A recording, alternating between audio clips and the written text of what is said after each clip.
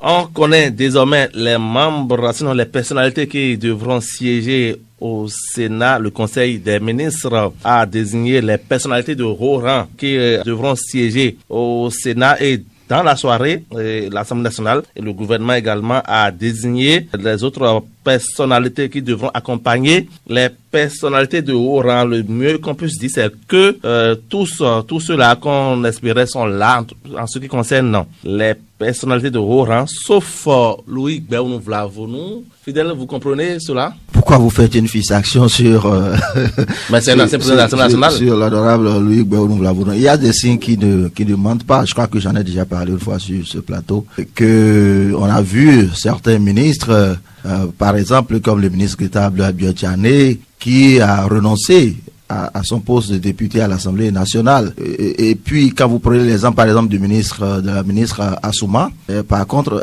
elle n'a pas totalement renoncé, elle a plutôt fait une sorte de suspension, conformément en tout cas à la réglementation en vigueur. Et donc, quand vous analysez, vous comprenez que celui qui fait un renoncement clair, c'est que celui-là est certainement soit en train de dire ses adieux à la vie publique, à la vie politique, soit eh bien à une projection. Mais il est toujours député ailleurs.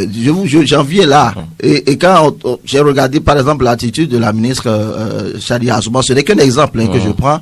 J'ai compris que bon, celle-là par exemple devrait certainement figurer parmi les prochains nouveaux anciens membres du gouvernement, et ça n'a pas raté. Je crois que j'ai eu à le dire une fois dans les analyses sur ce même plateau. Et donc, quand vous observez l'ancien président, désormais ancien président de l'Assemblée nationale, l'honorable président Gbéonou Vlavonou, il n'a pas démissionné, que je sache. Et donc, cela devrait pouvoir vous permettre d'ouvrir la perspective que, eh bien, il veut bien rester à l'Assemblée nationale. Vous me direz peut-être que oui, il y a son suppléant qui est là, il pourrait partir à tout moment s'il était désigné ou pas.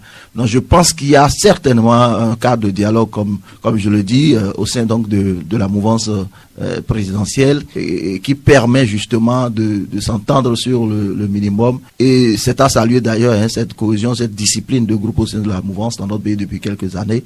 Et donc, pour moi, il n'y a rien d'étonnant dans ce que nous voyons là. J'ai comme l'impression que ça rentre en ligne de compte avec la stratégie de la mouvance et que chacun a une mission bien précise de toute façon au sein donc de l'ensemble, et que c'est certainement le déroulement donc de cette stratégie commune que nous voyons à travers cette désignation. Donc moi je n'ai pas du tout envie de faire une fixation sur la personne de l'ancien président de l'Assemblée nationale, l'honorable Louis Gbéonou Vlavonou, qui demeure quand même dans la dynamique de la mouvance et qui a certainement un rôle à jouer, soit à l'Assemblée, soit ailleurs.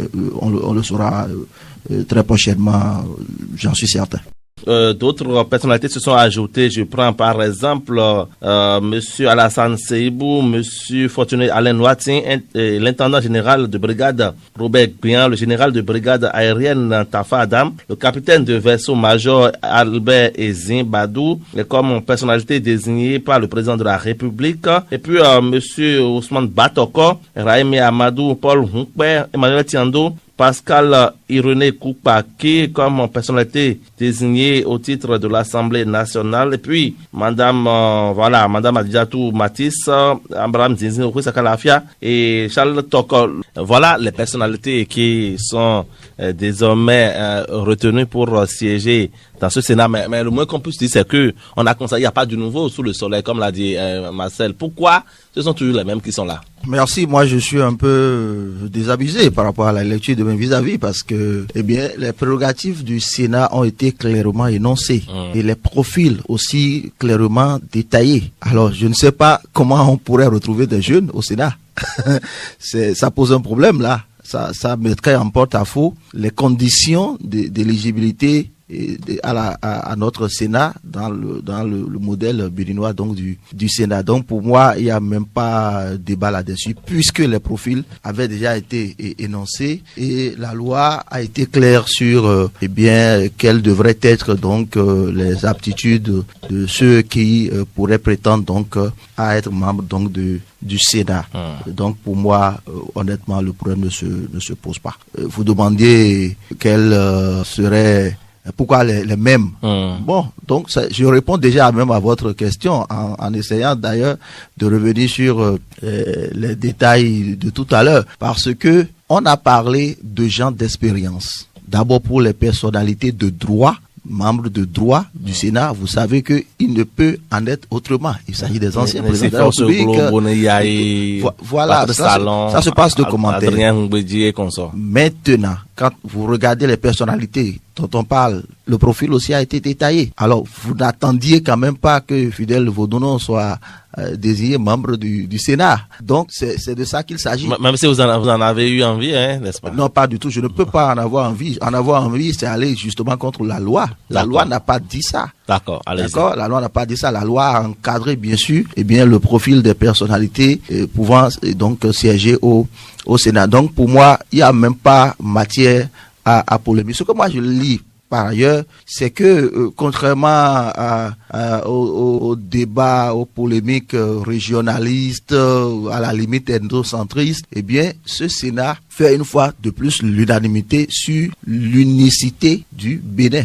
Quand vous observez du nord au sud, de l'est à l'ouest, vous voyez une certaine représentativité qui non seulement règle le problème de l'expérience, eh bien, qui fonde l'avènement donc du Sénat dans notre pays, mais aussi une certaine couverture, j'ai envie de dire intégrale du territoire national, de façon à ce que l'appréciation des dossiers qui seraient soumis au Sénat ou l'appréciation des dossiers sur lesquels le Sénat serait amené à se prononcer se fasse en connaissance de cause, se fasse avec la maîtrise des réalités du Bénin, que ces analyses-là se fassent en tenant compte d'un certain nombre de réalités sociales, sociologiques de notre pays. Et vous n'allez quand même pas me dire que ces personnalités que nous voyons aujourd'hui au sein du Sénat, en tout cas pour ce que nous avons lu dans ce compte rendu du Conseil des ministres, vous n'allez quand même pas dire qu'il y en a une seule qui ne réponde pas vraiment à ces attentes-là.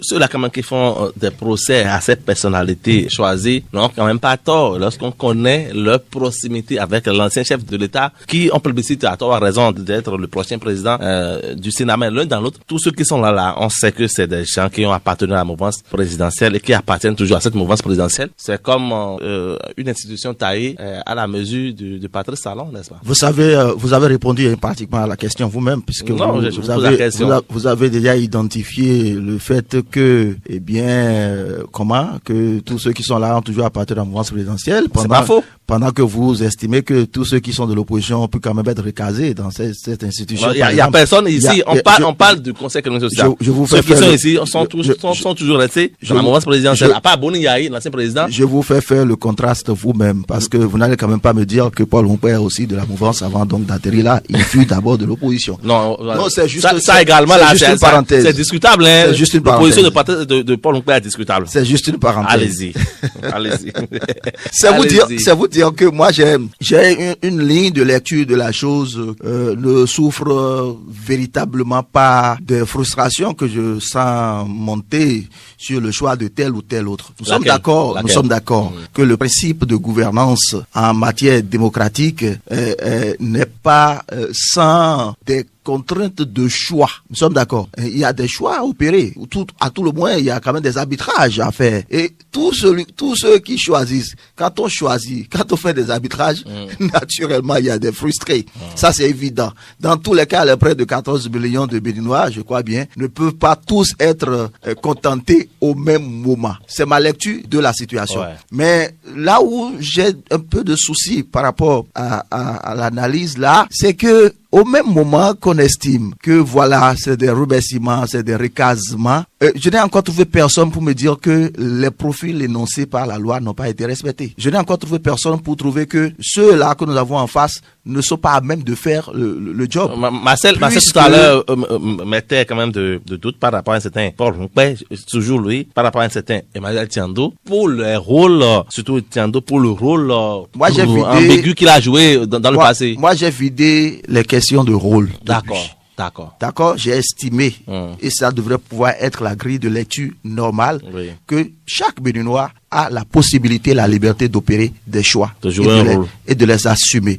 La vie pour le petit sociologue, la vie en elle-même est un jeu de rôle, est un jeu d'acteur. D'accord. Vous êtes là, tout de suite, journaliste, animateur en face de moi, mais tout à l'heure, vous aurez à jouer le rôle d'enseignant quelque part, et quand vous vous retrouvez à la maison, vous êtes dans le rôle de papa. La vie en elle-même est un jeu d'acteur, c'est un jeu de rôle. Donc, je ne voudrais pas m'attarder sur les questions de rôle. Moi, je vois beaucoup plus des personnes adultes, des personnes conséquentes qui opèrent des choix et qui en assument les conséquences bonnes ou mauvaises. Ce que je déplore, c'est que quand ces conséquences-là sont mauvaises, eh bien, nous avons la disposition pratique de dire ça fait son problème, ça c'est le béninois. Mais quand c'est bon pour lui, on commence à chercher tout de suite pourquoi c'est bon pour lui. Ah, on trouve oui, il avait joué un rôle là. Et voilà, oui, c'est le rôle qu'on est en train de commencer. Il faut bien que quelqu'un soit récompensé pour ses choix, en bien comme en mal.